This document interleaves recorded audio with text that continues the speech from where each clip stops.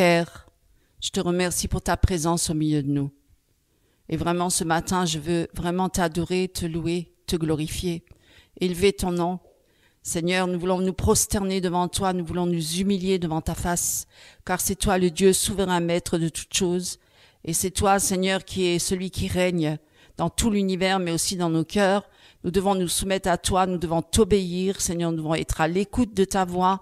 Nous voulons vraiment recevoir de toi tes paroles de vie, de résurrection, tes paroles de guérison, de délivrance, mais aussi des paroles d'exhortation, d'encouragement, aussi des paroles qui nous corrigent, qui nous reprennent, aussi, Seigneur, pour notre délivrance et notre guérison et notre sanctification, sans laquelle nul ne verra Dieu. Amen. Amen. Alors ce matin, je vais vous parler d'un thème, encore une fois, un thème qui plaira pas à beaucoup. Mais moi, je cherche pas à plaire à qui que ce soit. Ce que je veux, c'est obéir au Seigneur avant toute chose. Et ce thème-là, évidemment, moi, je vais pas vous parler de l'évangile de la prospérité ou la pensée positive, hein, et puis le développement personnel ou entre dans ta destinée. Je vais vous parler de ce qui est écrit dans la parole de Dieu, hein, et pas autre chose.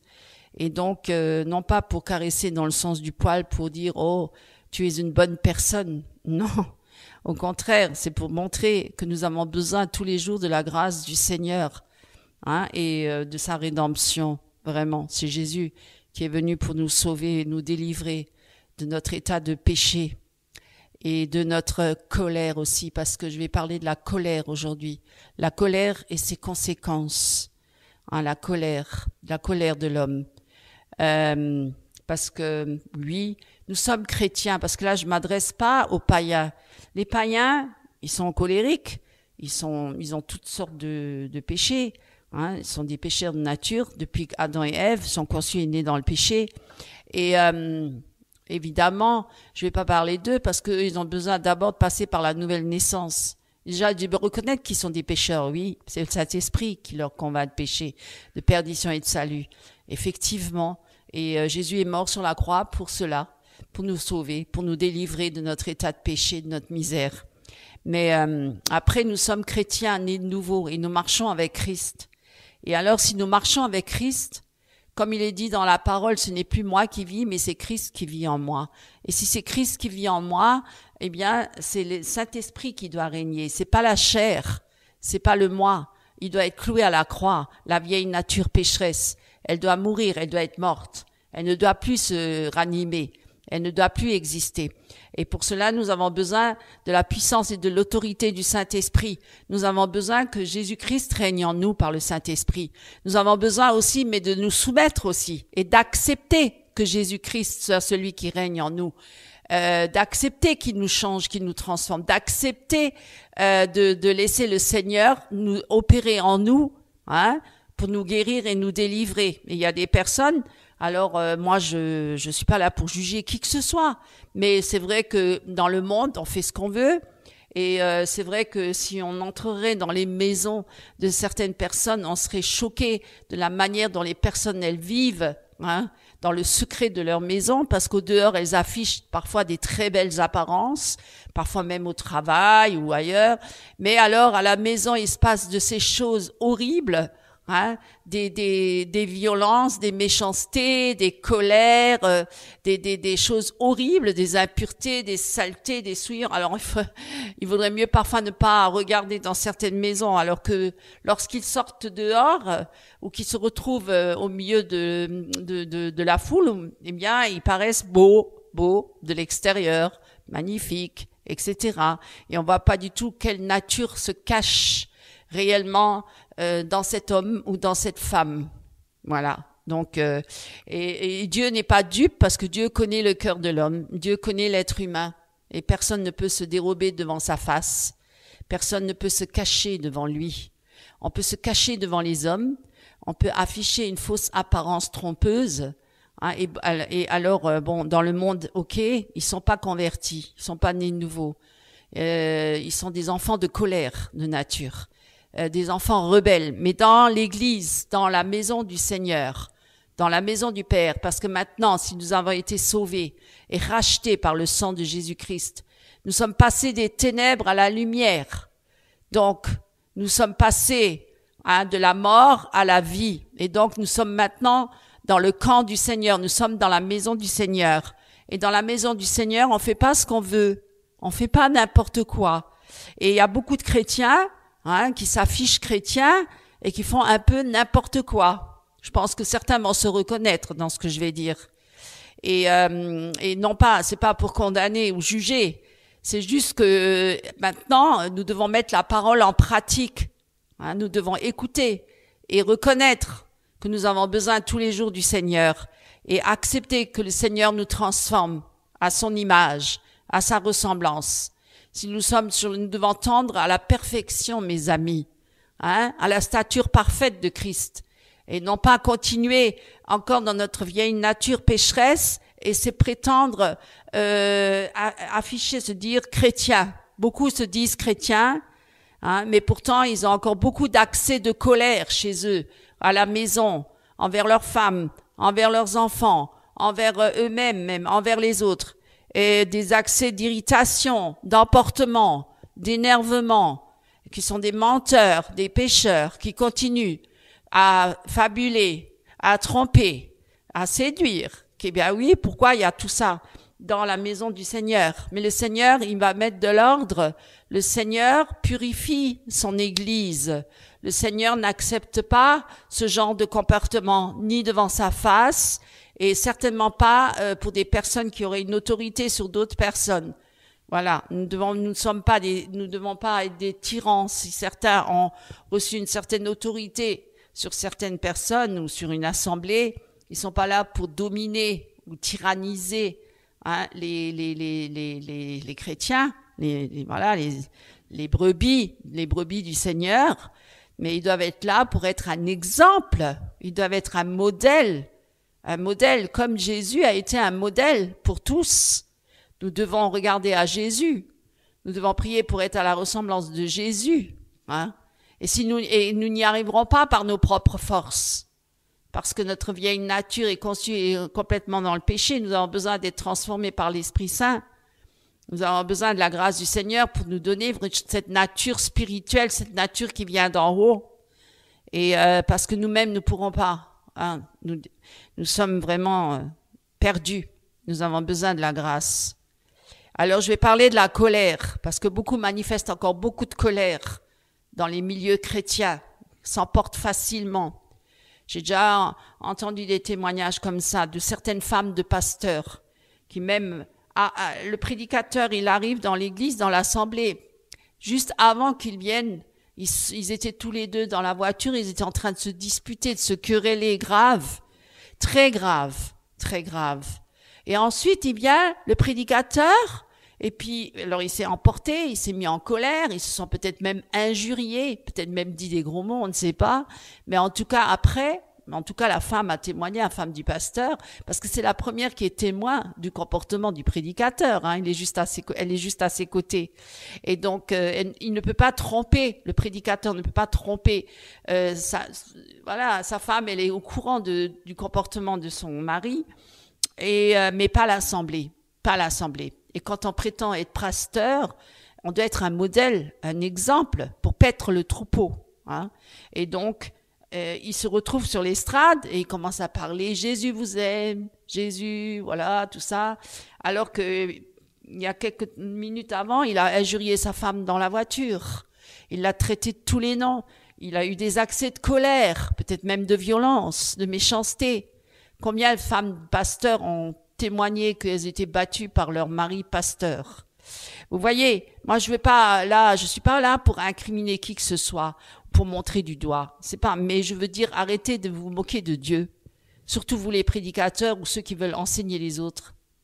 Arrêtez de vous moquer de Dieu parce que vous rendrez des comptes, d'autant plus. Et vous croyez, vous n'avez pas la crainte de Dieu. Vous n'avez pas la crainte de Dieu. Parce que Dieu est saint, Dieu est pur. Et il voit aussi ce qui se passe dans les maisons, dans le secret des maisons. Il voit tout ce qui se passe à tous les niveaux. Il voit toutes les paroles mauvaises qui sortent de votre bouche. Et peu de temps après, vous allez prêcher la parole devant toute une assemblée. C'est la honte. C'est la honte pour l'Église parce que c'est la honte au niveau du monde. Parce que quel exemple apportons-nous au monde, mes amis? Quel exemple apportons-nous au monde? Mais je me souviens, il y avait une fois un témoignage de musulmans. Ils se sont moqués de nous. Pourquoi? Des chrétiens. C'est de dire, regardez comment vous vivez. Regardez vos femmes, comment elles sont mal habillées. Regardez comment plein de divorces dans les églises, plein d'impuretés, même des homosexuels qu'on marie dans les églises. Je sais, c'est grave. Mes amis, c'est très grave. Sommes-nous un bon témoignage aux yeux du monde? Ou sommes-nous la risée du monde? Reflétons-nous Christ?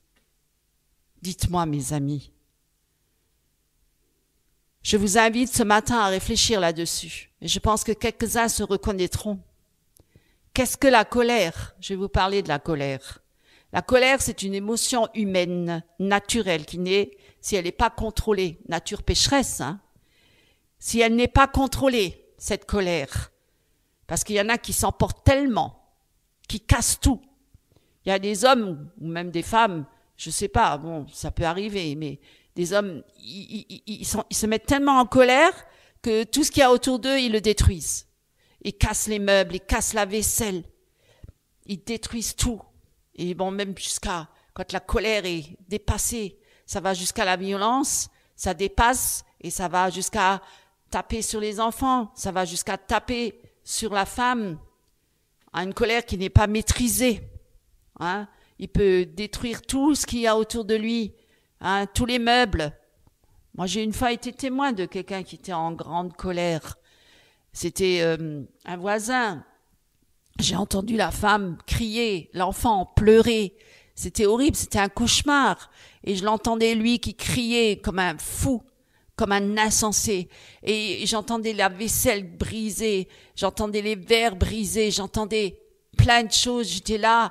C'était la panique presque. J'avais peur pour cette femme. J'avais peur. Même ça ramenait une ambiance terrible, terrible.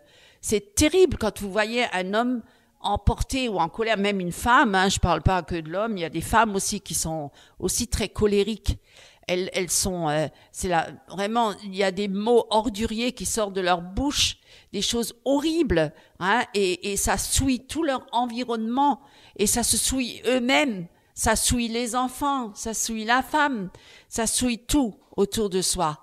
Et l'homme se rend pas compte du désastre de ce qu'il a semé, ce qu'il a semé.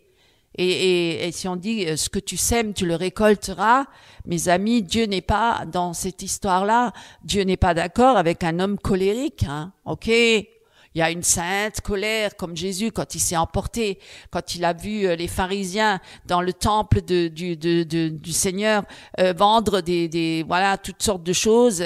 Il a dit, vous ne ferez pas de la maison de mon père une maison de voleurs. Alors il s'est emporté, mais ça c'était une sainte colère.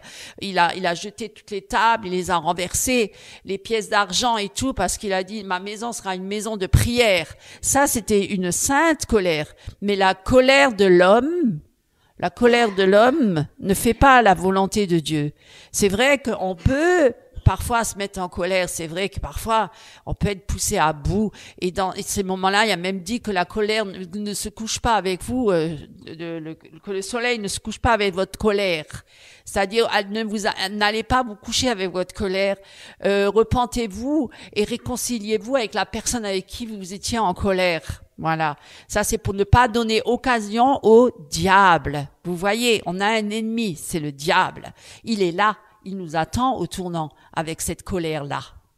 Il est content quand on se met en colère, parce que c'est un destructeur. Mais à la base, c'est quand même l'homme qui est responsable de ses actes. Ne pas dire que tout est cause du diable, que c'est le diable qui est la cause de tout. Non, il y a l'homme. L'homme et sa nature pécheresse. L'homme. Donc, vous voyez, la colère ne fait pas la volonté de Dieu. Ça peut mener à des conséquences désastreuses. La Bible nous met en garde, et je veux vraiment que vous lisez avec moi, contre l'emportement, l'irritation et l'énervement excessif. Il y a des hommes, dès que la femme pose une question ou demande un service à son mari, il s'énerve tout de suite, il s'irrite directement. Il n'a jamais un moment de se donner calmement, avec amour et tendresse. Il faut surtout pas le déranger parce que monsieur est très occupé. Donc voilà, vous voyez, il y a des choses comme ça au milieu des chrétiens, parmi les chrétiens. Il y a aussi des femmes comme ça, je dis l'homme, mais bon, souvent c'est quand même l'homme qui domine dans le foyer. Mais bon, il y a des femmes aussi qui peuvent s'emporter et s'irriter, évidemment. J'en ai connu aussi, des hystériques, des folles et des femmes emportées, bien sûr, qui s'irritent contre les enfants, qui s'énervent pour un oui, pour un non, qui sont faciles, la main facile pour frapper sur la tête. Bien sûr, on connaît tout ça. Mais je vous prie, mes amis, ce matin, vraiment, je vous implore ce matin, écoutez, prenez à cœur ce que la parole de Dieu, elle dit. C'est pas parce que nous sommes chrétiens que tout est accompli, c'est bon, on fait ce qu'on veut, on s'emporte, on s'énerve, on s'irrite, mais Dieu il fait avec, mais Dieu ne fait jamais avec ça. Jamais. Dieu n'est pas d'accord avec ça. Dieu n'est pas présent dans ces moments-là. Dieu se retire par le Saint-Esprit. Lisez avec moi Proverbe 29, verset 22. Mes amis, qu'est-ce que nous lisons? Nous lisons un homme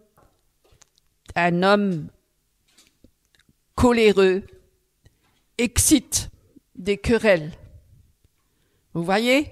Un homme coléreux excite des querelles. Quand on est dans la colère, on provoque des querelles avec l'autre personne. Après, il va même jusqu'à dire, mais c'est toi qui m'as énervé. Combien il y en a qui disent ça de leur femme? Mais c'est elle qui m'énerve, qui m'emporte, qui je me mets en colère, c'est à cause d'elle.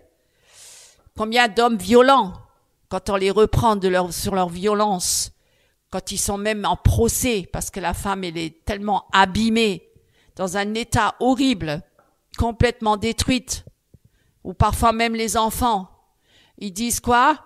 Mais c'est pas moi, c'est pas de ma faute, c'est elle qui me pousse à bout. Elle me pousse à bout, j'en peux plus. Ah bon, maîtrise-toi. Voilà, même si elle a des défauts, même si elle a des problèmes. Mais toi, l'homme, le chef de famille, tu dois te maîtriser, tu dois être calme, ne pas t'emporter, d'être dans la fureur. Cette émotion, c'est toi qui dois être un modèle, un exemple, et pas l'inverse. Et encore attiser plus le feu en jetant de l'huile dessus, n'est-ce pas? Homme insensé. Voilà, cette émotion non maîtrisée, vous voyez? C'est un homme et, qu'est-ce qu'il dit? Et un furieux, un furieux commet beaucoup de péchés. C'est le Proverbe 29, verset 22. Vous voyez, un homme coléreux, excite les querelles et un furieux, la fureur, furieux, qui casse tout, qui détruit tout, qui est vraiment dans la fureur totale, qui se maîtrise plus du tout, qui se contrôle plus, commet beaucoup de péchés, parce qu'il dit beaucoup de méchanceté, beaucoup de mal. Il dit beaucoup de choses mauvaises de sa bouche et des comportements très graves. Voilà, je pense pas que j'invente quoi que ce soit. Je pense qu'il y a beaucoup d'hommes qui peuvent se reconnaître là-dedans et beaucoup de femmes aussi. Et je parle au peuple de Dieu là. Je parle aux chrétiens aussi. Parce que bon, les païens dehors, oui, ils se laissent aller à tout, mais vous les chrétiens, comment pouvez-vous dire que vous croyez en Jésus-Christ, que vous aimez Jésus-Christ, que vous servez le Seigneur? Cette émotion non maîtrisée affecte non seulement l'individu, mais aussi tout son entourage, parce qu'on n'est pas une île. Est-ce qu'un homme tout seul, il s'emporterait comme ça, s'il était juste avec lui-même? Non. Non. Parce qu'il se trouverait ridicule. Il se dirait, mais qu'est-ce que je fais là? Mais parce qu'il est là, en présence d'une personne, il se permet. Parce qu'il est dans un état d'esprit destructeur. Meurtrier même. Parce que s'il était tout seul, il s'emporterait pas comme ça, avec lui-même. Souvent?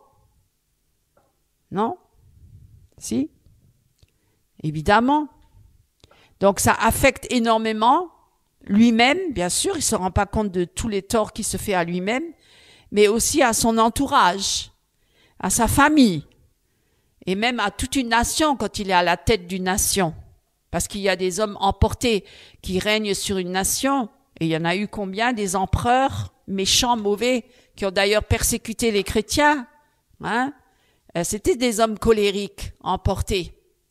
Et même Hitler, à l'époque, on a fait, dans sa biographie, on a constaté que c'était un homme colérique, hein, qui était très facilement emporté, qui s'irritait facilement.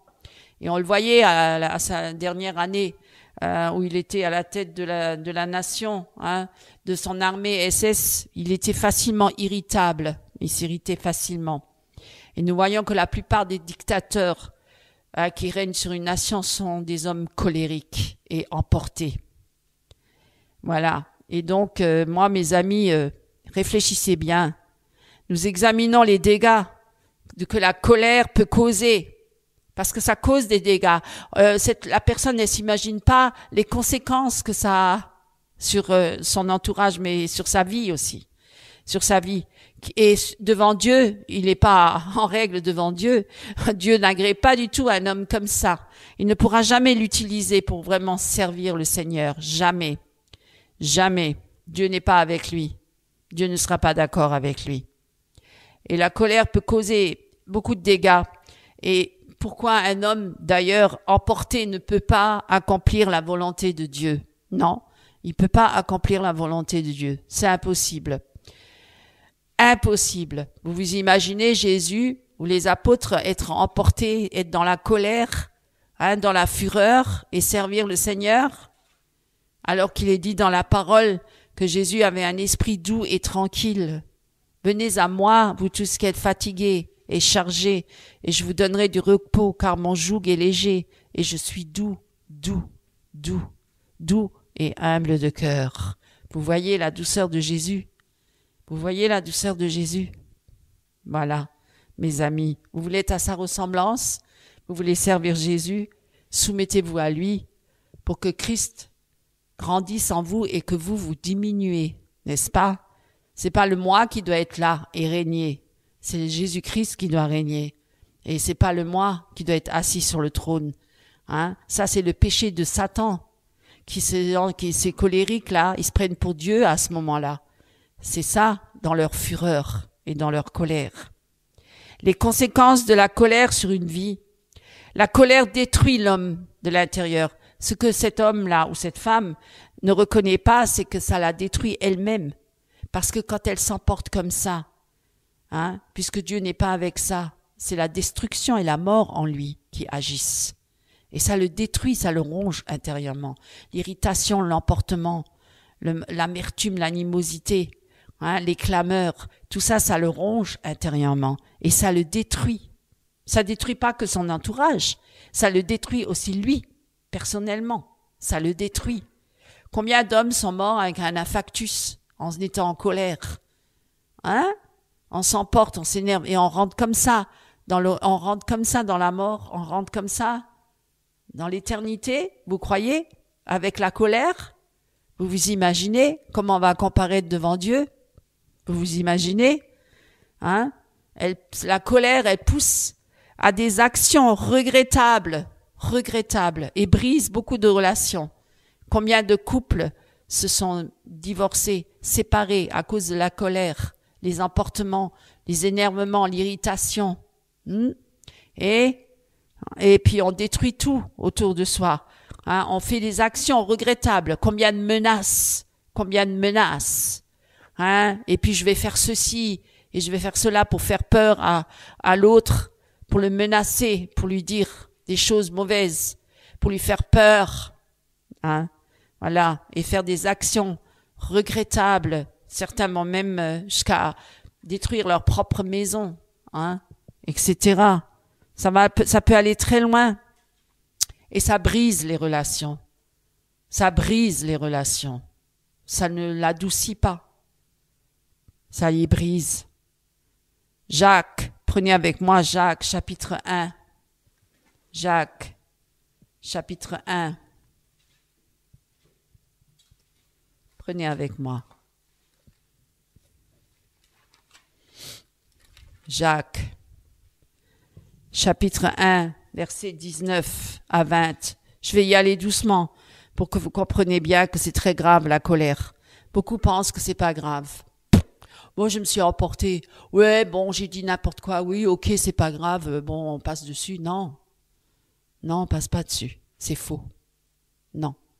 Non, il y a des conséquences. Ça a été semé.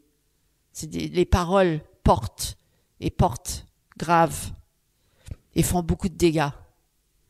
Jacques, on peut tuer quelqu'un avec la parole. Vous le savez, ça? Vous le savez? Vous le savez, ça?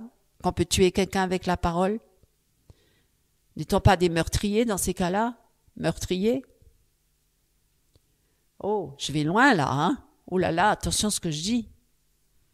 Mais c'est comme ça, mes amis. C'est comme la convoitise. Certains disent, j'ai pas commis d'adultère, j'en ai entendu des comme ça. Mais non, mais moi j'ai jamais trompé ma femme. Ah bon? Et tous les jours tu es sur internet, tu regardes les femmes nues ou tous les jours tu regardes la pornéo. Tu trompes pas ta femme? Tu convoites pas les femmes dehors? Tu convoites pas les femmes dans l'église, dans l'assemblée? Mais tu es toujours avec ta femme? On va fêter notre 50e anniversaire de mariage. Oh, nous sommes fiers. Nous avons tenu bon. Aujourd'hui, tous les jeunes sont des divorcés. Mais nous, ah oui, combien de fois tu t'es mis en colère? Tes clameurs, tes fureurs, dans le secret de ta maison. Combien de fois tu l'as injurié, rabaissé, humilié? Combien de fois, mes amis, combien de fois? Vous voyez, on ne peut pas tromper Dieu. On peut tromper les hommes, mais pas Dieu. Dieu voit tout, Dieu sait tout. Dieu connaît l'homme et il sait ce qui se passe dans le secret de nos maisons. Nous ne pouvons pas nous dérober devant la face de Dieu. Et lisez avec moi Jacques, chapitre 1, versets 19 à 20. Sachez-le, mes frères bien-aimés, ainsi que tout homme soit prompt à écouter, lent à parler. Il y en a qui parlent beaucoup et très vite et énormément. Ils coupent même tout le temps la parole à l'autre. Ils laissent même pas l'autre parler. Parce qu'il a tout le temps la bouche ouverte. C'est un insensé. Lent à se mettre en colère. Vous voyez, lent à se mettre en colère. Car la colère de l'homme n'accomplit pas la justice de Dieu. Vous voyez? Certains ils pensent qu'ils ont raison de se mettre en colère. Mais oui, parce qu'il m'a fait du tort, ou parce que celui-là il m'énerve, et parce que je souffre au boulot, ou parce que ceci, ou parce que cela. Et toi t'es là, t'es tranquille à la maison, etc. Vous voyez, parfois, on se met en colère, on croit qu'on a raison de se mettre en colère. Oh, totalement faux. Hein? Car la colère de l'homme n'accomplit pas la justice de Dieu. Dieu n'est pas avec ça. C'est pourquoi, rejetant toute souillure et tout excès de malice, recevez avec douceur la parole qui a été plantée en vous et qui peut sauver vos âmes. Vous voyez, on a quand même un cheminement à faire. Nos âmes, mettez en pratique la parole. Il faut mettre en pratique la parole. Il ne faut pas juste se borner à l'écouter. Vous écoutez la parole, mais aussitôt vous vous levez et vous avez tout oublié. Hein? En vous trompant vous-même par de faux raisonnements. Car si quelqu'un écoute la parole et ne la met pas en pratique, il est semblable à un homme qui regarde dans un miroir son visage naturel et qui, après s'être regardé, s'en va et oublie aussitôt comment il était. Vous voyez? Mais celui qui aura plongé les regards dans la loi parfaite, la loi de la liberté, et qui aura persévéré, n'étant pas un auditeur oublieux, mais se mettant à l'œuvre, celui-là sera heureux dans son activité. Il sera heureux dans son activité. Vous voyez cette parole, elle est forte, hein? Elle est très forte. La colère de l'homme n'accomplit pas la justice de Dieu. Un homme coléreux agit sous l'impulsion destructrice et prend des décisions destructrices, des décisions de mort. La colère chronique peut même affecter la santé mentale de cet homme ou de cette femme. Il peut mentalement ne plus être équilibré. Ils peuvent même devenir fous. Moi, j'en ai rencontré des colériques en centre psychiatrique. J'ai travaillé en psychiatrie. Et je sais comment que c'est les personnes qui sont colériques. On les calme, on les shoot parce qu'on n'a pas d'autres moyens. On n'arrive pas à les raisonner quand ils sont dans l'emportement, quand ils sont dans la phase. Il y a beaucoup de psychotiques qui peuvent devenir très violents. Quand ils sont dans leur phase de psychose, ils peuvent être très colériques, très dangereux. Ils peuvent même jusqu'à aller au crime, au meurtre. Certains étaient sous scellés. Ils étaient dans une cellule. On entrait à 4 dans la cellule pour leur faire la toilette, juste pour les ramener sous la douche. On y allait à 4. On pouvait pas aller tout seul parce que la fureur était tellement grande dans cet homme ou dans cette femme. Oui, alors après, bien sûr, l'ennemi vient. Et après, bien sûr, qu'il y a la possession démoniaque. Mais à la base, il y avait cette colère. Et je pourrais vous en raconter des anecdotes dans le milieu hospitalier. Il y en a tellement, je les reconnais, les personnes. Je sais les discerner. La colère chronique peut donc même affecter la santé physique et mentale. La colère et ses effets dans le couple, vous voyez les couples, combien de couples sont dans la souffrance à cause de cet état-là de colère qui n'est pas réglé. Parmi les chrétiens aussi, dans le monde, il y en a beaucoup, mais parmi les chrétiens, ça ne devrait pas. On devrait évacuer ça. Et il est dit, un couple ne peut prospérer. Un couple ne peut pas prospérer si l'un ou les deux conjoints se laissent dominer par l'irritation et la colère. Alors certains disent, ouais, mais Dieu n'est pas avec moi, Dieu me bénit pas, pourtant je prie. Mais mon ami, pourquoi t'emportes-tu? Es-tu toujours dans la colère? Vous voyez, Dieu ne peut pas bénir. Dieu ne bénit pas un couple comme ça. Ça, c'est certain. Ce couple-là, il peut pas prospérer. Un couple ne peut pas prospérer si l'un et l'autre s'injurient. On se dit toutes sortes de méchancetés, vous vous rendez compte? Mais Dieu n'est pas dans cette affaire-là, mes amis. Combien, quand ces pasteurs, des machos, qui règnent sur une assemblée, mais qui règnent aussi sur leur épouse et sur leurs enfants, comme des dictateurs, comme des tyrans, manipulateurs, ça existe, Ah, ne dites pas que je suis trop dur. On n'est pas dans un monde bisounours. Et croyez-moi, même pas dans le milieu chrétien. Il y a vraiment des surprises. Et il y aura des surprises. Quand on comparaîtra devant le tribunal de Christ. Alors, encore une fois, on va me dire, oh, mais qu'est-ce que tu racontes nouveau? Encore un évangile de peur? Mais non! C'est pas un évangile de peur. La solution, elle est là. Et si Dieu parle aujourd'hui, c'est encore pour vous sauver nos âmes.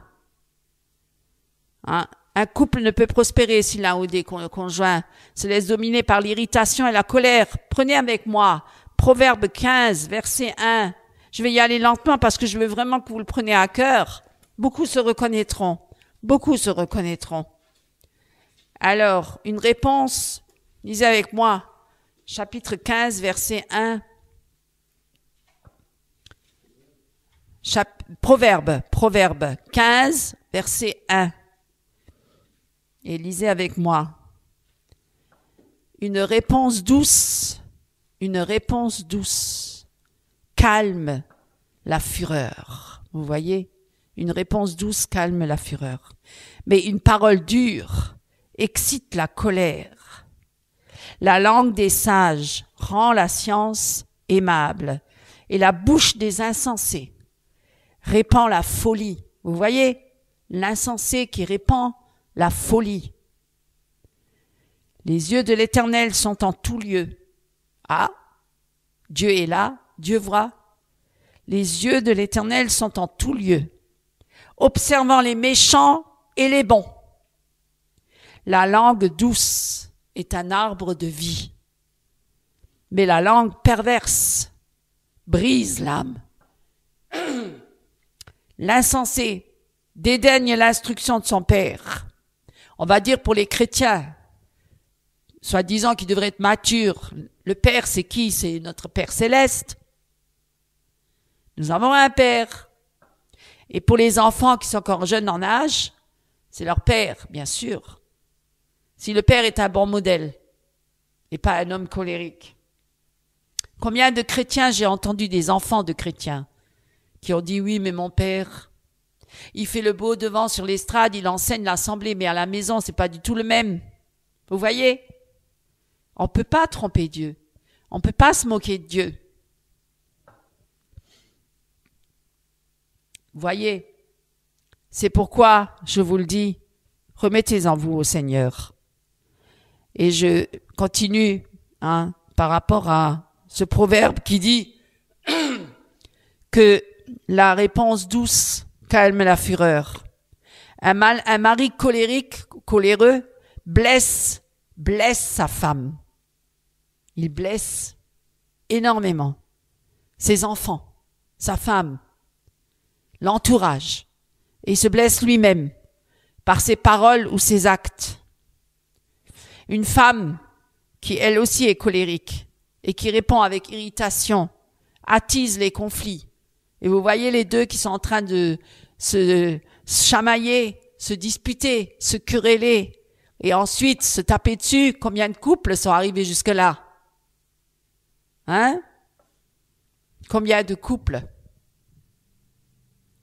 Exemple, voilà, il y a des exemples dans la Bible. Les dégâts, l'attitude coléreuse n'est pas agréée par Dieu, on est d'accord. Les dégâts de la colère dans une famille. Un parent colérique peut causer énormément de tort à ses enfants. Il a même dit dans Éphésiens, prenez avec moi Éphésiens 6:4. Éphésiens 6:4. Je vais y aller lentement, mais il faut vraiment que vous le preniez à cœur. Parce que Dieu est un Dieu saint. Dieu est un Dieu pur. Dieu est un Dieu parfait. Dieu est merveilleux. Qu'est-ce que nous lisons dans le chapitre 6, verset 4? Que lisons-nous? Père, et vous, pères, n'irritez pas vos enfants, mais élevez-les en les corrigeant et en les instruisant selon le Seigneur. Voilà. Donc, un père, normalement, il doit toujours prier, chercher la face de Dieu pour que le Seigneur lui donne la sagesse, l'intelligence et l'amour nécessaire pour élever ses enfants, dans le Seigneur. Combien de pères irritent leurs enfants? Combien de pères les rabaissent, les humilient? Des pères violents, méchants, qui sont là, qui jouent les grands spirituels au sein de l'Église, dans les assemblées, qui prophétisent même, et qui rentrent à la maison et qui sont des tyrans. Il y a eu des exemples. Moi, j'en connais, J'en connais. Je connais. Je raconte pas des choses qui n'existent pas. Combien de femmes viennent pleurer à l'église que leur mari est un despote, un tyran, que c'est tous les jours l'enfer à la maison. Les font souffrir les enfants. Les enfants de parents colériques, coléreux grandissent comment? Dans la peur. Ils grandissent dans la peur et le rejet. Déjà parce qu'ils n'ont pas d'amour. Et ils vivent dans une ambiance terrible. Vous imaginez? Ils ont peur quand ils rentrent à la maison de l'école. Ils se disent, est-ce que papa aujourd'hui il va être gentil ou pas gentil? J'ai entendu des témoignages comme ça. Est-ce que papa aujourd'hui il est calme? Alors il rentre et puis il voit que le papa il rigole un peu. Ah, ça va. Aujourd'hui ça va.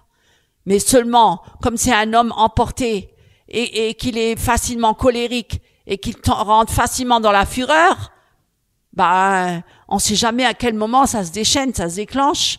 Ça fait que les enfants, ils sont contents qu'il est un peu calme, mais du coup, 1 heure après, ils commencent à s'emporter, à s'énerver. Vous voyez? Les enfants ont perdu une totale confiance. Ils ont peur. Ils vivent dans la peur au quotidien, tous les jours, au sein de la famille, vous vous imaginez? Alors que la famille devrait être un lieu de repos, de paix, de joie, de sécurité. Tous les jours, ils vivent dans la crainte et la peur que cet homme ou cette femme va s'emporter ou s'irriter. Tous les jours, au quotidien. Ah, aujourd'hui ça va, il est tranquille. Oh, il a pas bu trop de bière. Ça va, il est à peu près bien, à peu près. Ça va, on peut être tranquille aujourd'hui. Alors ils vont vite s'enfermer dans leur chambre. Et ils restent des heures et des heures dans la chambre. Aucun dialogue, aucune communication avec le père, ni avec la mère. Rien, zéro. Ça, c'est quoi comme éducation, mes amis? Mes amis, c'est quoi comme éducation que vous donnez à vos enfants? Pour ceux qui s'emportent et qui s'énervent constamment. Qu'est-ce que vous donnez comme exemple? Et vous voulez enseigner l'église, l'assemblée. Là, je prêche pour les pasteurs, les prédicateurs, mais je peux aussi prêcher pour ceux qui sont assis, ou pour les diacres, ou pour ceux qui ont des autres services dans l'église, au sein de l'église. Et parmi aussi dehors, le monde, mais le monde, il peut pas changer. Il faut qu'il passe par la croix. Il peut pas, par lui-même, se changer. Ou alors il va se shooter ou se droguer ou va chercher des compensations pour pas s'énerver. Mais il sera pas sauvé pour autant. Vous voyez, il y a des pères indifférents ou des mères indifférents à leurs enfants. Alors ils vont pas s'emporter, ils vont pas s'énerver, mais ils sont tout le temps partis ailleurs. Ou ils sont tout le temps occupés à plein de choses, à plein de divertissements. Où ils sont toute la journée assis devant la télé comme ça, on discute pas avec les enfants, on parle pas avec sa femme, on ignore sa femme, on ignore son mari, mais on est là ensemble sous le même toit, mais on se regarde même pas, on se connaît même pas. Vous imaginez? Mais on s'emporte pas, on s'énerve pas. Bon, d'accord. Ok, on n'est pas dans la colère, mais on est dans l'indifférence totale. C'est aussi une forme de violence. Parce que quand on est indifférent à sa femme, qu'on est froid, qu'on l'ignore, moi, je me suis occupée, il faut que je me mette devant l'ordinateur à longueur de soirée. Il faut que je regarde mes émissions de télé. Il faut que je lise mon journal à table. Je n'ai déjà vu des maris, ils prennent leur journal et ils lisent le journal. La femme, elle est en face, ils la voient même pas. Ou la femme indifférente. J'ai entendu des témoignages de femmes qui étaient constamment sur Internet et qui dialoguaient avec d'autres hommes pendant ce temps que leurs gosses, leurs enfants sont là en train de courir dans tous les sens. Et puis le mari, on l'ignore aussi. Non, mais je parle pour les deux. Je parle pas que pour un. Je parle pour les deux, évidemment. Évidemment. Mais la plupart du temps, c'est quand même les hommes qui sont très emportés, très colériques. Mais il y a des femmes aussi. C'est vrai, faut le reconnaître. C'est vrai. Ça arrive. La colère non maîtrisée peut briser la communication et l'harmonie familiale. C'est ce que je viens de vous dire. Une nation détruite par la colère et l'emportement. La colère et l'impulsivité d'un leader peuvent causer la ruine d'un peuple. Un peuple? Oh oui, un despote qui règne par la colère. Vous imaginez? À la moindre faute, il s'emporte, il s'irrite et il va vous mettre en prison ou parce que vous vous êtes opposé à lui ou quoi que ce soit. L'impulsivité d'un leader. Proverbe.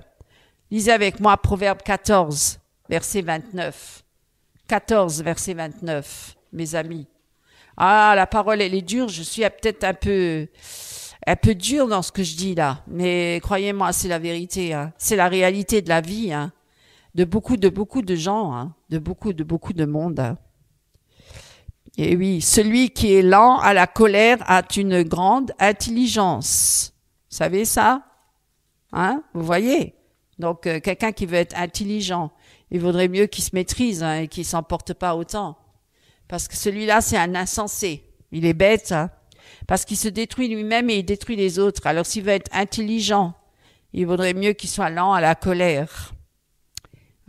Prenez avec moi, vous l'avez, 14, 29. Celui qui est lent à la colère a une grande intelligence, mais celui qui est prompt à s'emporter proclame sa folie. Vous voyez? C'est très simple. C'est un homme fou, une femme folle. C'est quelqu'un qui, proclame sa folie. Mais l'envie et la carie des eaux, voilà. Voyez, mes amis, la colère non maîtrisée, l'impulsivité, un dirigeant colérique, un père colérique, une mère colérique. Un homme colérique ne fait pas la volonté de Dieu. Un homme dominé par la colère s'éloigne même du plan de Dieu. Certains veulent servir Dieu. Je veux te servir, Seigneur. Mais il est colérique, emporté. Dieu ne peut pas l'utiliser. Occupe-toi d'abord de ta femme. Prends soin de tes enfants. Prends soin de ta famille. Hein? Sois sage. Sois sage. Et pas insensé ou égoïste. Un homme emporté, dominé par la colère, s'éloigne du plan de Dieu. Lisez avec moi, Colossiens. Nous avons des solutions. Oui, parce que là, ça pourrait être désespérant, hein. Mais nous avons des solutions, mes amis. Lisez avec moi, Colossiens, chapitre 3, verset 8. Que lisons-nous? Mais maintenant, renoncez à toutes ces choses, voyez. On doit renoncer, hein. On doit abandonner ces choses-là. Renoncer à toutes ces choses, à la colère, à l'animosité, à la méchanceté. Lisez bien avec moi. À la calomnie, aux paroles déshonnêtes qui pourraient sortir de votre bouche. Ne mentez pas les uns aux autres, vous étant dépouillés du vieil homme et de ses œuvres, et ayant revêtu l'homme nouveau qui se renouvelle. Vous voyez, on doit revêtir l'homme nouveau. Le vieil homme, il doit être cloué à la croix avec Jésus. C'est pour ça que Jésus est venu, pour nous sauver, pour nous délivrer de notre nature rebelle, enfant de colère. Hein? Ne mentez pas. Dépouillez-vous du vieil homme et de ses œuvres, mais ayant revêtu l'homme nouveau, qui se renouvelle dans la connaissance, selon l'image de celui qui l'a créé. C'est ça, mes amis. Nous devons renoncer à toutes ces choses-là. Sous l'ancienne alliance, je vais vous donner un exemple. Même Moïse qui s'est mis en colère une fois. Eh bien, qu'est-ce qui s'est passé pour lui? Il a manqué la terre promise. Vous imaginez? Un homme quand même qui était un grand serviteur de Dieu. Un exemple incroyable. Il s'est mis une fois en colère. Hein? Vous pouvez lire ça avec moi. Nombre. Il s'est mis une fois en colère. Et qu'est-ce qui s'est passé? Est-ce que Dieu il a agréé ça? Non. Eh bien, il n'a même pas pu rentrer dans la terre promise. Vous voyez un peu? Vous croyez pas que ça a des conséquences, la colère par rapport à Dieu? Vous imaginez? Lisez avec moi, Nombre, chapitre 20, versets 10 à 12.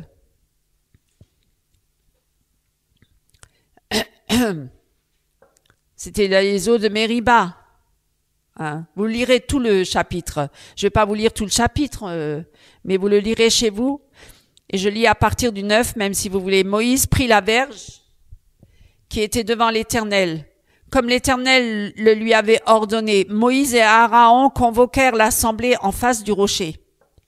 Et Moïse leur dit, « Écoutez donc, rebelles, est-ce de ce rocher que nous vous ferons sortir de l'eau ?» Puis Moïse leva la main et frappa 2 fois le rocher avec sa verge. 2 fois. Et il sortit de l'eau en abondance.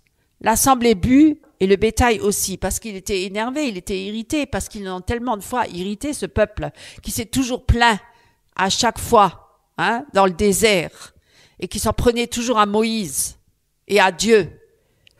Alors l'Éternel dit à Moïse et à Aaron, « Parce que vous n'avez pas cru en moi pour me sanctifier aux yeux des enfants d'Israël, vous ne ferez point entrer cette assemblée dans le pays que je lui donne. » Ce sont les eaux de Mériba où les enfants d'Israël contestèrent avec l'Éternel qui fut sanctifié en eux. Vous voyez un peu? Voilà. Vous imaginez? Moïse. Et oui, Dieu n'est pas content quand on se met en colère. Ce n'est pas justifié. Mais nous avons une solution, n'est-ce pas, mes amis? Hein? Nous avons Jésus-Christ qui va nous aider, qui va nous délivrer de la colère. Hein? La Bible nous donne des solutions pour vaincre la colère. Développer la maîtrise de soi. Prenez avec moi Galates, chapitre 5, verset 22. Galates, chapitre 5, versets 22 à 23. Que lisons-nous? Nous devons marcher selon l'esprit. Vous marchez selon l'esprit et vous n'accomplirez pas les désirs de la chair, mes amis. Car la chair a des désirs contraires à ceux de l'esprit. Alors vous voyez, certains ils disent mais c'est le diable, c'est le diable. Ah, mais non, mais ça c'est trop facile. C'est le diable qui se met en colère en moi. Mais non. Faut pas tout confondre. C'est la chair, c'est notre nature pécheresse. Le diable, après, si on lui donne occasion, oui, parce qu'il a dit ne vous emportez pas, ne vous couchez pas, ne laissez pas vous coucher, le soleil se coucher sur votre irritation ou votre emportement, réconciliez-vous et puis remettez ceci devant le Seigneur, réglez ce problème pour que le diable ne soit pas une occasion pour ce moment-là de chute, hein, voyez. Mais le fruit de l'esprit, c'est l'amour, la joie. Est-ce que vous pensez que dans une maison où il y a un homme emporté, colérique, irritable, etc., vous croyez qu'il y a la joie dans cette maison? Non, il y a la tristesse, il y a les pleurs, il y a les larmes, hein, il y a les angoisses, les peurs, les rejets, il y a les ténèbres, il y a la honte, il y a énormément de choses, hein, la culpabilité, etc., etc. C'est pas Dieu qui est là. C'est le diable, oui, alors il s'installe, sûrement. Alors que les fruits de l'esprit, alors certains ils disent, ouais, moi j'ai les dons de l'esprit, j'ai plein de dons, mais c'est pas les dons qui sont importants. C'est les fruits de l'esprit qui sont importants. Parce que si on a un sale caractère, un mauvais caractère, on peut pas être utile à l'œuvre de Dieu. De toute façon, on est des serviteurs inutiles à la base. Mais je veux dire que si Dieu veut nous utiliser, il peut pas nous utiliser si nous avons un mauvais et sale caractère. Vous voyez?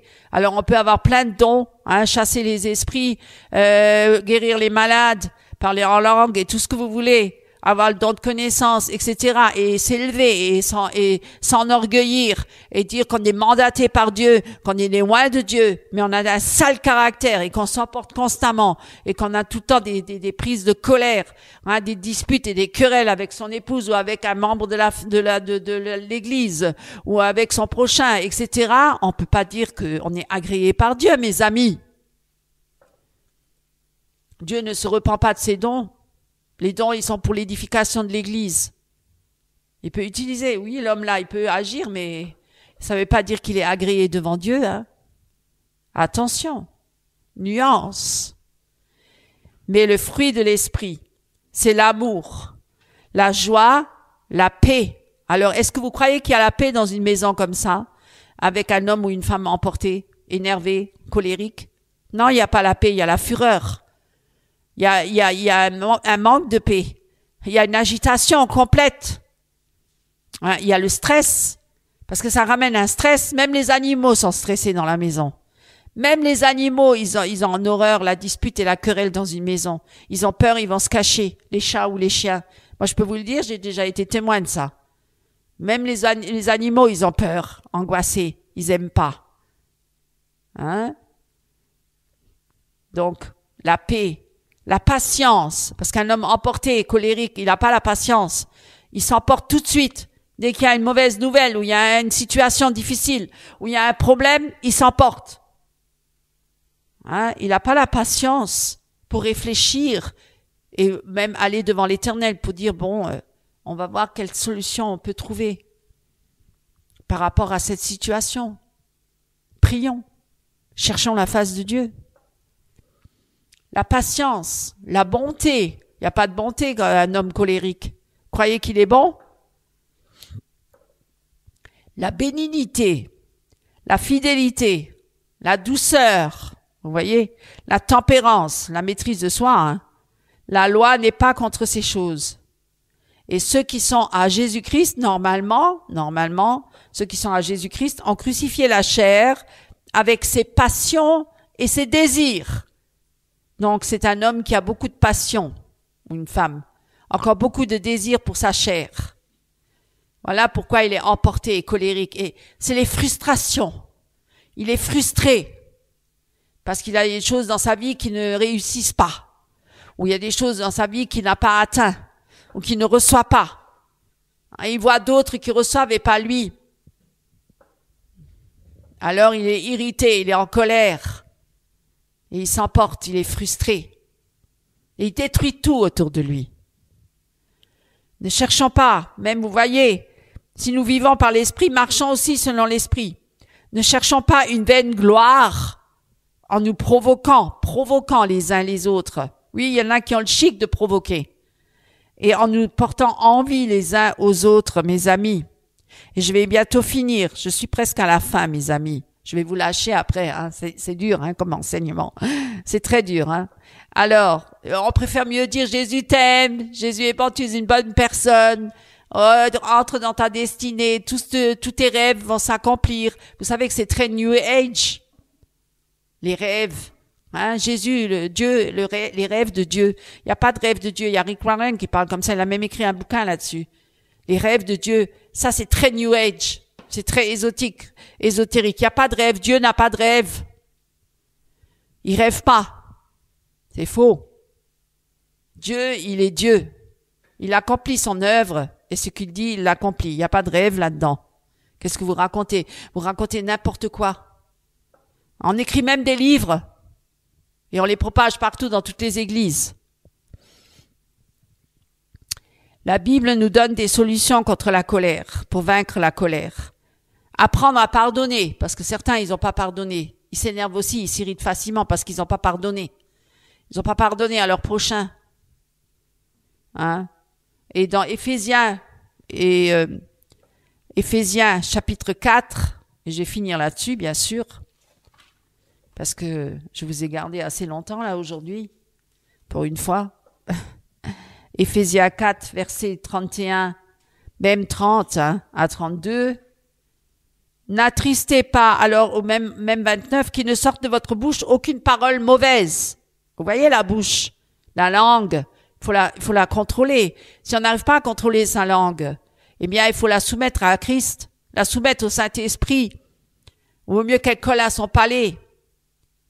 Mais s'il y a lieu, quelques bonnes paroles qui servent à l'édification.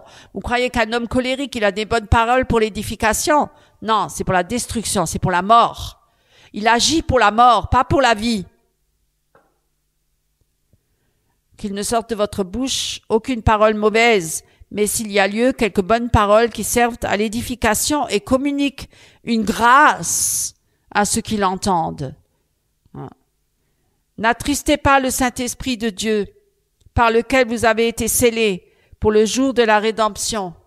Voyez, que toute amertume, toute animosité, toute colère, toute clameur, toute calomnie et toute espèce de méchanceté disparaissent. Ça doit disparaître du milieu de nous. Soyez bons les uns envers les autres, compatissants, vous pardonnant réciproquement comme Dieu vous a pardonné en Christ.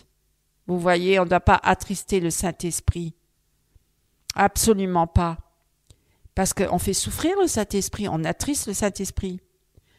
Le Saint-Esprit, il se retire, il reste pas avec une personne comme ça. Vous imaginez? Et celui qui attriste le Saint-Esprit, il finira par lui résister. Dieu résiste aux orgueilleux. Il fait grâce aux humbles, à ceux qui s'humilient. Et donc, il résiste au Saint-Esprit. Non, le Saint-Esprit va résister à cet homme, à cette femme. Et à un moment donné, il va même jusqu'à l'éteindre, le Saint-Esprit. Il va s'éteindre. Et enfin, la personne va jusqu'à peut-être outrager même l'Esprit. Vous imaginez? Ça peut aller très loin. Outrager l'Esprit de la grâce. Et ce dernier agissement, vous voyez jusqu'où ça peut mener. Je vous avertis aujourd'hui, mais je vous le dis, je vous préviens. Ce dernier agissement peut être identifié au blasphème contre l'Esprit, pour lequel il n'y a pas de pardon. Sachez-le bien, mes amis. Remettez vos émotions à Dieu. Remettez vos émotions, si vous ne savez pas contrôler vos émotions. Remettez-les à Dieu. Et dans le psaume 37, je le lis rapidement parce que c'est la fin. Laisse la colère. Psaume 37, verset 8. Prenez quand même. On aime bien aller dans la Bible. Prenez avec moi Psaume 37. Psaume 37. Laisse la colère, abandonne la fureur. Vous voyez, ne t'irrite pas, ce serait mal faire, car les méchants seront retranchés, et ceux qui espèrent en l'Éternel posséderont le pays. Encore un peu de temps, et le méchant n'est plus. Tu regardes le lieu où il était, et il a disparu. Vous voyez? Alors, comme appel final, je vais vous dire, aujourd'hui, demandant à Dieu de nous aider, de vous aider à maîtriser votre colère et à vivre selon sa volonté. Que le Seigneur vous remplisse de son Esprit Saint pour marcher dans la patience et dans l'amour. Au nom de Jésus-Christ, Amen.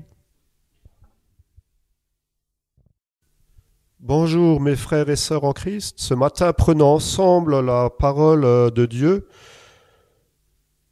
dans 1 Corinthiens chapitre 1, versets 26 à 31. Le titre s'intitule « Ce que Dieu a choisi ». Considérez, frères et sœurs, qui vous êtes, vous que Dieu a appelés. Il y a parmi vous, du point de vue humain, peu de sages, peu de puissants, peu de personnes de noble origine. Au contraire, Dieu a choisi ce qui est folie aux yeux du monde pour couvrir de honte les sages. Il a choisi de qui est faiblesse aux yeux du monde pour couvrir de honte les forts. Il a choisi ce qui est bas, méprisable, ou qui ne vaut rien aux yeux du monde, pour détruire ce que celui-ci estime important. Ainsi, aucun être humain ne peut faire le fier devant Dieu. Mais Dieu vous a unis à Jésus-Christ et il a fait du Christ notre sagesse. C'est le Christ qui nous rend justes devant Dieu, qui nous permet de vivre pour Dieu et qui nous délivre du péché. Par conséquent, comme le déclare l'Écriture, si quelqu'un veut faire le fier, qu'il mette sa fierté dans ce que le Seigneur a fait. Soyez bénis. Amen.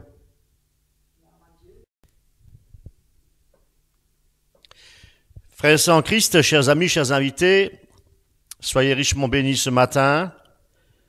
Nous voulons encore glorifier le Seigneur. C'est lui qui est l'auteur de notre salut.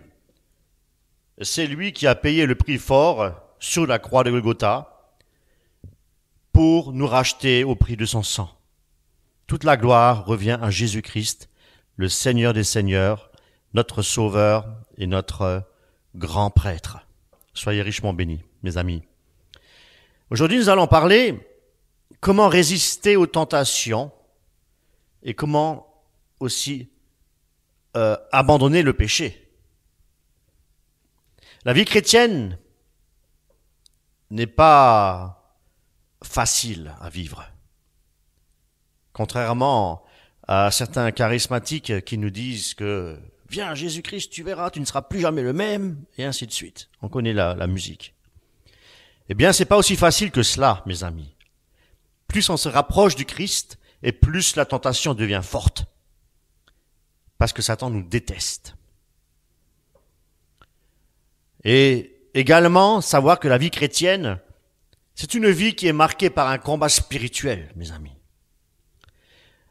Un combat qui finira un jour, oui, lorsque nous rentrerons dans le repos éternel, lorsque nous serons auprès du Christ, mes amis. Mais avant cela, nous devons passer par la tribulation, nous devons passer par les épreuves et les tentations. Et chaque jour, nous vivons de nouvelles tentations et de nouveaux défis également qui peuvent même nous éloigner de Dieu. C'est pourquoi nous devons veiller et prier. Et ce n'est pas sauver une fois sauvé, sauvé pour toujours, mes amis. Non. Nous devons travailler à notre salut. Avec crainte et tremblement, nous dit la parole de Dieu. Que ce soit par des pensées mauvaises, des désirs charnels ou des tentations extérieures, nous sommes tous, sans exception, confrontés à des luttes intérieures, mes amis. Tous, sans exception.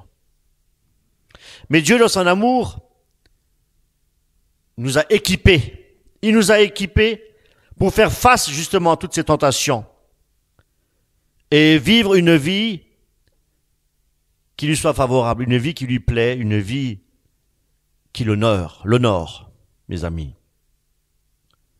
La Bible nous montre que résister au péché, c'est quelque chose qui est tout à fait possible à tout un chacun si Christ vit en nous. Mais pour cela, nous devons aussi comprendre comment marcher aussi dans la victoire que seul Dieu peut nous donner, par son Esprit Saint. Nous allons voir comment résister aux tentations et abandonner le péché. À travers les Écritures, nous ne servons que les Écritures, mes amis, et non pas de, témoignages, de grands témoignages, voyez-vous, extra-bibliques, des anecdotes ou quoi que ce soit. Non, nous nous référons que sur les passages bibliques. Nous restons uniquement christologiques. Voilà. Alors déjà, nous devons comprendre ce que c'est que la tentation. Qu'est-ce que la tentation, mes amis? C'est quand nous sommes attirés à faire quelque chose que Dieu n'approuve pas, que Dieu n'aime pas. Mais il est important de savoir aussi que la tentation en elle-même n'est pas un péché, mes amis. Nous devons le savoir, cela. Ce n'est pas un péché en soi. Mais céder à la tentation nous mène au péché. Voyez-vous? La Bible dit clairement que la tentation vient de notre propre désir charnel. Et à cet effet, nous pouvons aller dans Jacques. Prenez avec moi l'évangile, l'épître de Jacques.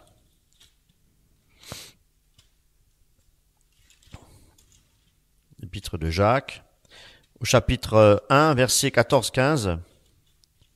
Je vais faire la lecture. Mais chacun est éprouvé par sa propre convoitise qui l'attire et le leurre.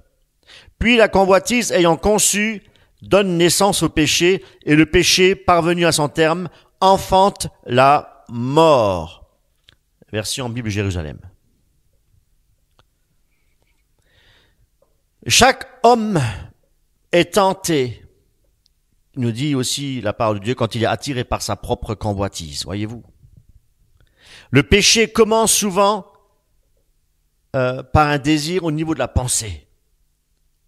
La chair qui réclame quelque chose, et ça se produit au niveau de la pensée, mes amis. Et si nous l'acceptons, et si nous nourrissons nos pensées de ces désirs de la chair, eh bien, nous ne manquons pas de le mettre en pratique. Et pratiquer les désirs de nos pensées, de la chair, c'est péché. C'est pourquoi la tentation doit être maîtrisée dès le départ. Parfois, la tentation devient tellement forte qu'il nous semble même presque impossible de résister. Mais la bonne nouvelle, c'est que Dieu nous donne les moyens de surmonter ces moments de faiblesse. Parce que Satan nous attaque lorsque nous sommes vulnérables, lorsque nous sommes faibles. C'est là qu'il vient nous attaquer. Et croyez-moi, il a sa stratégie et il a plus de 2000 ans d'expérience. Il te connaît mieux que toi-même. Il me connaît mieux que moi-même. Quand la tentation, mes amis, devient forte, il est très important de reconnaître que c'est une attaque spirituelle. Le diable essaie de nous éloigner de Dieu et de nous faire chuter, de nous faire tomber, mes amis. C'est sa spécialité. N'oublions pas que Satan a été détrôné. Jésus-Christ a vaincu Satan sur la croix. Il avait lui-même, Jésus-Christ, été tenté dans le désert. Et pensez-vous, mes amis, que le diable se gêne de nous tenter, nous qui sommes des enfants de Dieu? Certes, c'est vrai, le diable, il a une puissance. Il est puissant, mais il n'est pas tout puissant. Il est puissant, mais il est aussi limité dans son action. Et c'est Dieu qui est au contrôle de tout cela. Son pouvoir est limité parce que tout simplement, il n'est pas Dieu. Il n'est pas le Dieu créateur. C'est un être créé. C'était même le plus bel archange. Mais de par son orgueil, effectivement, il a perdu sa position et Dieu l'a destitué. Et c'est pourquoi il déteste les humains. Encore plus, il a la haine contre les enfants de Dieu. Et plus on se rapproche de Dieu, plus nous devenons dangereux pour le diable. Et nous sommes une cible à ce moment-là. Mais nous devons aussi savoir que 1 Corinthiens 10, 13 nous rassure en disant qu'aucune tentation ne vous est survenue qui n'était humaine. Mais Dieu est fidèle et il ne permettra pas que nous soyons tentés au-delà de nos forces, mes amis. Donc, même quand la tentation, elle semble devenir insupportable, Dieu permettra toujours une issue. Une issue pour que nous puissions pour sortir de cette tentation. Parce que Dieu, il est fidèle et il nous aide dans notre lutte. Comprenant aussi que la tentation, lorsque nous ne pouvons pas même prier, il est important de reconnaître que parfois la tentation peut être vraiment tellement forte, mes amis, que tout semble se passer à l'intérieur de nous, ça boue, tout cela, et c'est comme une bataille qu'il y a à l'intérieur de nous-mêmes, une bataille. Il y a tout qui se joue, l'esprit, les émotions, la chair, tout ça, une vraie bataille. Et ça boue de tous les côtés, mes amis. Mais dans notre conscience, à ce moment-là, il y a aussi une voix qui dit « ne pêche pas ». Mais il y a aussi une autre voix qui nous incite à pécher. Parce que nous sommes attirés par les plaisirs de la chair, parce que nous sommes encore des êtres charnels. Or, nous devons faire mourir les actions du corps et la chair. Et c'est certainement plus facile de dire non au péché que de se faire crucifier comme Jésus l'a été pour nos péchés. Ce que Jésus-Christ il l'a fait jusqu'au bout, sur la croix, pour le monde entier. C'est pourquoi nous devons aussi crucifier notre chair. Et nous n'avons pas lutter jusqu'au sang, comme Jésus-Christ l'a fait, pour nous racheter. Parce que c'est son sang à lui qui nous guérit, qui nous lave et qui nous purifie. C'est pourquoi nous devons abandonner effectivement nos péchés. Et ce genre de tentation, des fois tellement attiré par le plaisir de la chair, une tentation très très forte, je dirais que c'est même plus qu'un désir, ça devient une obsession. C'est comme une pression qui vient d'un seul coup là, et qui occupe tout notre esprit. Et ça prend même toute notre énergie, voyez-vous. Et dans ces moments-là, même si nous savons que la prière est puissante et qu'elle pourrait nous aider, nous sommes tellement tourmentés dans notre esprit, mes amis, que nous n'avons même pas la force de prier. Et c'est là que nous craquons, et c'est là que nous cédons à la tentation et que nous péchons. Et à ce moment-là, nous nous culpabilisons et nous sommes remplis de tristesse. Alors, nous prenons la ferme résolution de ne plus pécher et quelque temps après, rebelote. Pour se retrouver dans la même situation. Ce que nous allons voir aujourd'hui, mes amis, c'est comment vraiment surmonter tout cela. Comment ou bien quand une tentation est tellement forte dans notre esprit, comment réagir? Nos pensées deviennent une obsession par cette tentation. Et au lieu de penser à Dieu et à prier, eh bien, nous pensons uniquement à cette chose qui nous attire. Voyez-vous? Et cela peut même être un désir de péché, forcément. Envie de faire quelque chose que nous savons même être mal. Mais cette pensée devient si forte en nous, comme obsédée, comme possédée, mes amis, qu'il est difficile de lutter, difficile de penser à autre chose. Et la tentation peut être sous plusieurs aspects, mes amis. Une forme physique, par exemple une envie qu'on n'arrive pas à contrôler pour satisfaire une pulsion qui arrive subitement, et qu'elle soit liée à la nourriture, que ce soit lié à une addiction quelconque. Ça peut être les jeux vidéo, ça peut être Internet, ça peut être la pornographie, ça peut être la masturbation, ça peut être plein de choses, et des désirs sexuels. Mes amis, la tentation peut être une forme aussi de colère ou de la rancune dans notre cœur. Quand quelqu'un nous fait du tort, quand quelqu'un nous fait du mal, eh bien, quand on se laisse envahir par les pensées de la haine et le désir de se venger, ça peut aller jusqu'au meurtre, mes amis. Nous voyons, Caïn et Abel en est l'exemple. Parfois, la tentation peut être liée à nos inquiétudes, de peur ou de par une certaine angoisse en nous, et c'est ce qui nous fait aussi perdre notre confiance en Dieu.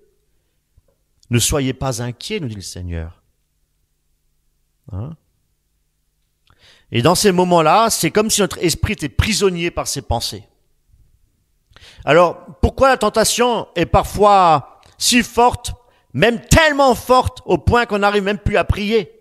Pourquoi? Eh bien, il y a plusieurs raisons à cela, mes amis. Et dans ces moments de grande tentation, où même la prière est difficile, voire même impossible à prier, la tentation agit sur notre chair et sur nos émotions, comme je le disais tout à l'heure.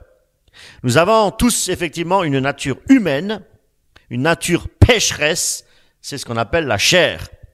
Et cette chair, elle désire faire les choses qui sont contraires à l'Esprit de Dieu. Galates 5, 17 nous dit que nous sommes dans une guerre. La chair est en lutte contre l'Esprit, mes amis. Et l'Esprit est en lutte contre la chair. Et ils sont opposés l'un à l'autre, voyez-vous. Il y a cette nature pécheresse en nous. Et puis, il y a aussi l'Esprit de Dieu en nous, mes amis. Et à ce moment-là, il peut y avoir que seulement une lutte constante. Et tout chrétien né de nouveau est dans un combat spirituel. Vit au quotidien dans un combat spirituel avec les tentations, etc. Croyez-moi, nous ne nous regardons pas nous-mêmes, ça n'arrive qu'à nous. Non, nous sommes tous les êtres humains, sans exception, passent par la tentation. Tous, sans exception. Cette tentation, mes amis, l'Esprit de Dieu nous pousse à faire le bien. Et la chair nous tire vers le bas, mes amis. Et cette lutte peut rendre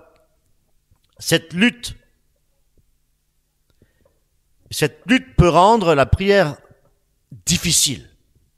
Parce que nos désirs charnels prennent souvent de fois le dessus, mes amis. Et quand la tentation est particulièrement forte, elle peut fatiguer. Oui, elle peut nous fatiguer mentalement. Et même, comme je disais tout à l'heure, ce plan émotionnel. Parce qu'on devient tellement concentré et l'envie devient tellement grande, tellement forte. Et à ce moment-là, précisément, on n'a pas envie de prier.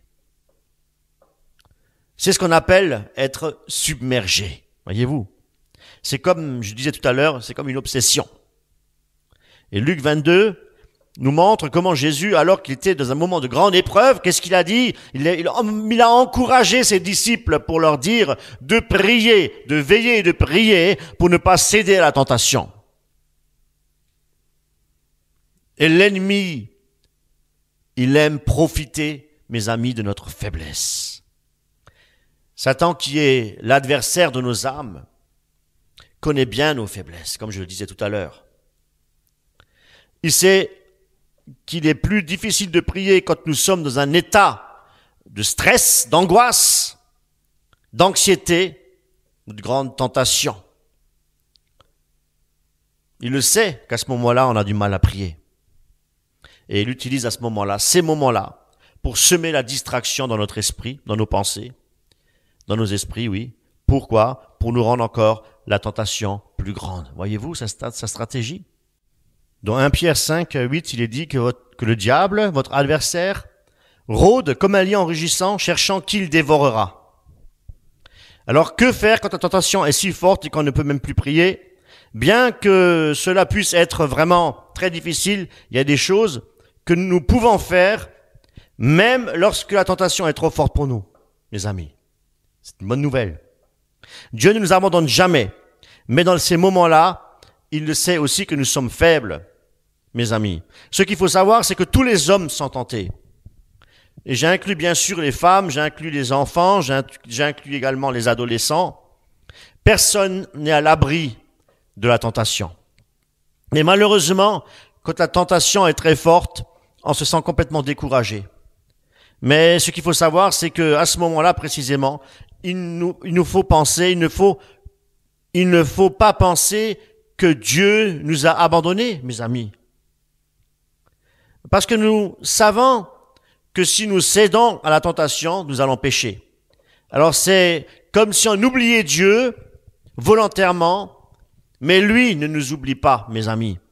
Et il est toujours à nos côtés, même lorsque nous sommes tentés.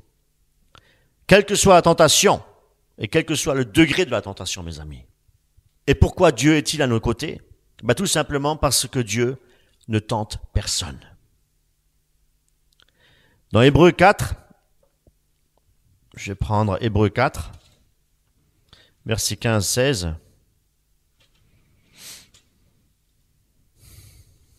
Il est dit: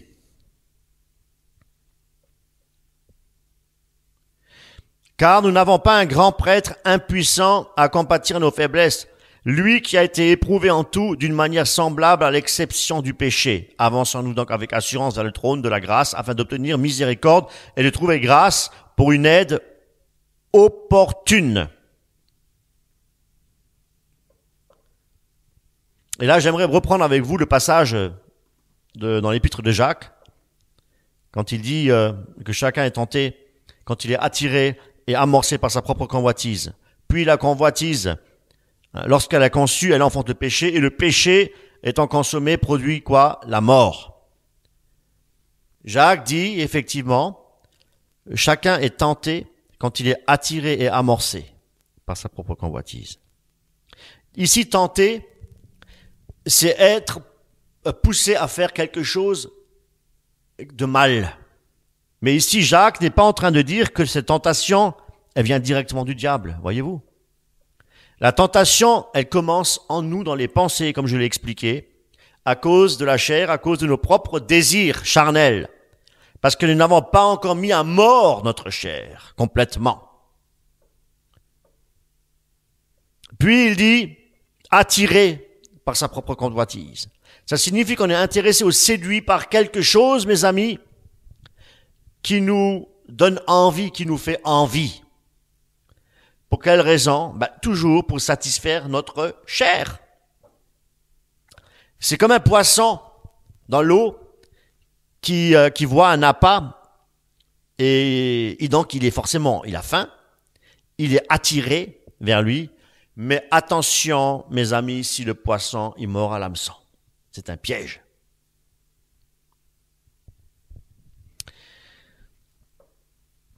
Ensuite, il dit amorcé par sa propre convoitise. Amorcé, ça veut dire qu'on commence à s'approcher très, très près du péché.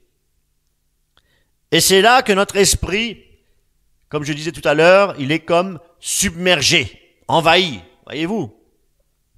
Et c'est quand l'envie devient plus forte et qu'on est sur le point de pécher, mes amis, et plus on nourrit notre pensée par notre propre convoitise, plus on s'approche du péché.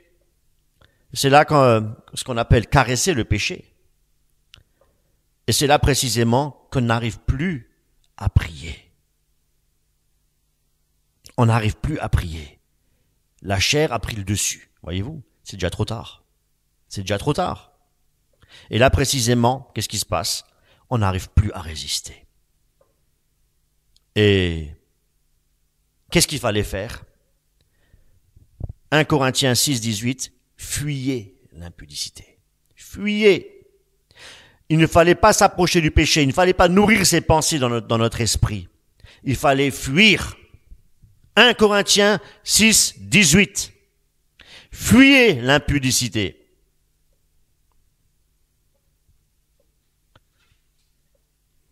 Un théologien des premiers siècles, Augustin d'Hippone, disait, et j'aimerais vous lire 3 citations de théologiens des premiers siècles. Évagre le Pontique, du IVe siècle, parlait du péché comme étant un feu. Il dit, si tu n'alimentes pas, il s'éteint. Si on n'alimente pas, il s'éteint, forcément. De la même manière, un chien attaché ne peut pas mordre si on ne s'en approche pas. Voyez-vous? Le péché, il est là. Les pensées, etc. Le chien, il est attaché. Mais gare à nous si nous nous approchons trop près. Il peut nous mordre. Chrysostome, Jean de Chrysostome disait que la tentation n'a de pouvoir sur nous que si nous lui donnons accès. Si nous nourrissons nos pensées. Quand ta pensée elle vient, il faut tout de suite la rejeter. Tout de suite la rejeter. Tout de suite. C'est cela, mes amis. Parce que nous savons que c'est la chair et bien entendu l'esprit de Satan qui est là pour nous faire chuter. Il disait que le péché commence par l'attirance. Voyez-vous, avec Adam et Ève, le serpent il est venu. L'attirance. Belle couleur, hein, etc. Le fruit, magnifique fruit. Oui, l'attirance. Si tu ne veux pas être, il disait, si tu ne veux pas être capturé, ne t'approche pas du piège. Voyez-vous, plus, mes amis, on s'approche du péché, et moins on arrive à résister. C'est ça. Et moins on résiste, et plus ça devient difficile à prier. Et si on n'a plus la force de prier, parce qu'on est déjà attiré, parce qu'on est déjà amorcé déjà par notre propre convoitise, eh bien, c'est la convoitise qui va produire le péché. C'est pour ça que Jésus nous enseigne de veiller, comme je disais tout à l'heure, et de prier, pour ne pas tomber dans la tentation. Donc, si on refuse, écoutez bien mes amis, si on refuse de nourrir les mauvaises pensées dès le début, dès sa conception, on évite la tentation. Est-ce que vous comprenez ça? Ça veut dire que si on n'est pas attiré ni amorcé, on n'est pas non plus tenté. Il faut dire non à l'attirance pour ne pas être amorcé et pour ne pas être tenté.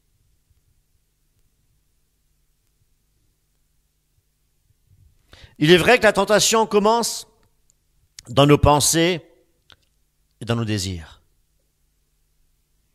Alors, si on veut éviter de tomber dans le péché, on doit agir dès le début, comme je le disais. Et agir dès le début, c'est occuper nos pensées, mes amis, avec des choses d'en haut, des choses spirituelles. Nous devons être remplis du Saint-Esprit à tous égards, tout le temps.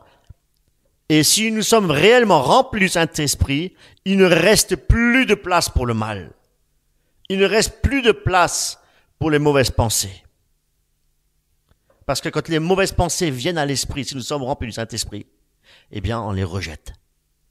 Et c'est la puissance du Saint-Esprit qui va rejeter ces pensées. Satan dehors. Voyez-vous? Mes amis, il y a une chose que Satan aime bien faire, c'est de nous empêcher de lire la Bible et de la méditer. Ça, c'est sa spécialité. C'est pourquoi, si nous nourrissons nos pensées et notre cœur de la parole de Dieu, nous ne pécherons pas et Dieu nous gardera. La preuve, elle est Psaume 119, quand il dit « Je serre ta parole contre mon cœur, dans mon cœur, afin de ne pas pécher contre toi. » Pour ne pas pécher contre l'Éternel, nous devons serrer la parole du Seigneur, la garder dans notre cœur. C'est ça. Même en lisant la parole de Dieu, on peut avoir des attaques diaboliques. Même en lisant les Écritures. Mais il faut tout de suite chasser. Tout de suite. Et pas laisser nous nourrir. Il faut tout de suite, dès qu'il y a, tout de suite dehors au nom de Jésus-Christ. Dehors.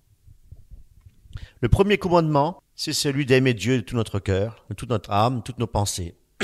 Eh bien, la vérité est plus on cherche Dieu pour l'aimer, moins on aura envie de pécher. C'est comme un verre d'eau, mes amis. Si on le remplit avec de l'eau pure, il n'y a plus de place pour la saleté. Voyez-vous? 2 Timothée 2, 22, on avait lu, « Fuis les passions de ta jeunesse et recherche la justice, la foi, l'amour et la paix. » Fuir, qu'est-ce que ça veut dire? C'est partir loin du danger avant que le danger ne puisse nous attraper. Romains 12, 2, « Ne vous conformez pas au monde présent, mais soyez transformés par le renouvellement de l'intelligence. » Mes amis, il est important de demander de l'aide à Dieu dans la prière. Et il faut se préparer au combat, comme un soldat, mes amis. Si le soldat en question part au combat sans avoir été entraîné et sans armes, ne connaissant même pas la stratégie de ses adversaires, il ne pourra certainement pas gagner la bataille. Voyez-vous? Et pour nous, il en est de même, mes amis. Tout seul, c'est difficile de résister à la tentation. C'est difficile. Mais avec Dieu, c'est possible. Qu'est-ce qu'il faut faire? Se préparer. Prier chaque jour, demander à Dieu de nous fortifier. Et quand nous sommes tentés, dire immédiatement, « Seigneur, aide-moi, aie pitié de moi, pauvre pécheur que je suis. » Immédiatement. Et ne pas attendre. Et ne pas laisser notre passion, notre pensée mauvaise prendre le dessus, envahir notre esprit, voyez-vous, submerger. S'appuyer avec l'aide du Saint-Esprit qui nous donne la force de résister. C'est cela, mes amis, veiller et prier pour ne pas tomber en tentation. C'est ce que Jésus leur avait enseigné, ce qu'il nous enseigne aujourd'hui. Nous ne voulons pas être tentés. Nous ne voulons pas tomber dans la tentation. Eh bien, nous devons veiller et prier. Voyez-vous, l'adversaire de nos âmes va tout faire pour nous empêcher de veiller. L'adversaire veut tout faire pour nous empêcher de prier, mes amis. Oh, combien de fois je prie et d'un seul coup, subitement, je ne sais pas d'où ça vient, si je sais d'où ça vient, j'ai une fatigue intense qui m'empêche de prier. Voyez-vous? Il faut aussi, bien entendu, se rappeler des conséquences des péchés. Quand la tentation devient trop forte, il est important de penser aux conséquences du péché. Dans Hébreux 11, il dit que Moïse a préféré souffrir avec le peuple de Dieu plutôt que de profiter des plaisirs du péché, mes amis. Le péché, c'est vrai, il veut offrir du plaisir à la chair.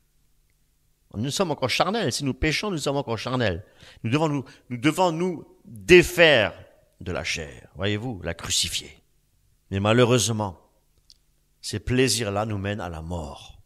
Péché, culpabilité, mort spirituelle. Chaque fois que nous sommes face à une tentation, nous devons aussi nous souvenir des conséquences si nous succombons à cette tentation. Ça pourrait affecter notre relation avec Dieu, ça peut affecter notre relation avec les autres, avec nous-mêmes, par rapport à la culpabilité. Et c'est pourquoi il est bon de réfléchir au moment où l'attaque vient dans notre esprit, au moment où la chair prend le dessus dans notre esprit. nous devons réfléchir et de résister plutôt que de succomber. C'est pourquoi nous devons résister à la tentation. Et tout le monde est tenté. La Bible, mes amis, c'est l'écriture inspirée de Dieu. Et c'est une arme puissante pour résister à la tentation. Jésus a utilisé la parole de Dieu pour repousser le diable dans le désert. Et qu'est-ce qu'il a fait, mes amis? Eh bien, à chaque tentation, il répondait par un verset de l'écriture. Il disait toujours, il est écrit, il est écrit. Eh bien, de la même manière, nous devons apprendre à utiliser les versets bibliques pour repousser la tentation. C'est pour ça que nous devons connaître les Écritures. Et lorsqu'une tentation vient dans notre esprit, il est écrit. Philippiens 4 nous dit aussi, je puis tout par celui qui me fortifie. Nous pouvons tout, mes amis, repousser les tentations avec la puissance du Seigneur, parce que c'est Jésus qui nous fortifie. Et l'Esprit de Dieu est là pour nous fortifier. Amen. Ce n'est pas un esprit de timidité qui nous a donné, un esprit de force et de puissance et d'autorité, mes amis. L'autorité sur nos pensées pour les chasser. Et ce verset nous rappelle effectivement la puissance de Dieu dans notre action et pour nous aider à rester et surtout à tenir ferme, bien entendu. Quand la tentation devient forte, nous devons nous rappeler que nous avons reçu le don de l'Esprit, le don du Saint-Esprit. Galates 5, il est dit, ne marchez plus selon la chair, marchez selon l'Esprit. Le Saint-Esprit nous donne effectivement cette force pour surmonter, mes amis, tous ces désirs de la chair et de faire ce qui plaît à Dieu pour être dans sa volonté. En nous remplissant de l'Esprit, en priant et en lisant la parole de Dieu, mes amis, on va nourrir aussi et renforcer notre âme pour résister à toutes ces tentations. Très important. Donc, la victoire est tout à fait possible. Chers amis, maîtriser la tentation, c'est une chose qui n'est pas facile. Mais c'est possible grâce à la puissance de Dieu. Vous savez, toutes ces tentations, Jésus a dit qu'il était tenté en toutes choses. Mais il n'a jamais péché. Il est Dieu, bien entendu. Jésus-Christ, par contre, a pris notre condamnation sur la croix à cause de nos péchés. Et sur la croix de Golgotha, il a versé son sang pour laver nos péchés, pour nous purifier. C'est pour cette raison que nous ne devons plus pécher. Voyez-vous? Quelque part, pécher, c'est recrucifier Jésus-Christ. Parce qu'il nous a déjà pardonné. Mais Dieu, il est fidèle, Dieu, il est bon et compatissant. Il sait que nous sommes faits d'êtres de chair et que nous sommes vulnérables. Mais cependant, c'est à nous de veiller pour ne pas ouvrir une brèche, pour ne pas laisser une porte entrouverte, voyez-vous. Tout doit être fermé. Les portes doivent être fermées, verrouillées. Fermées à clé, verrouillées.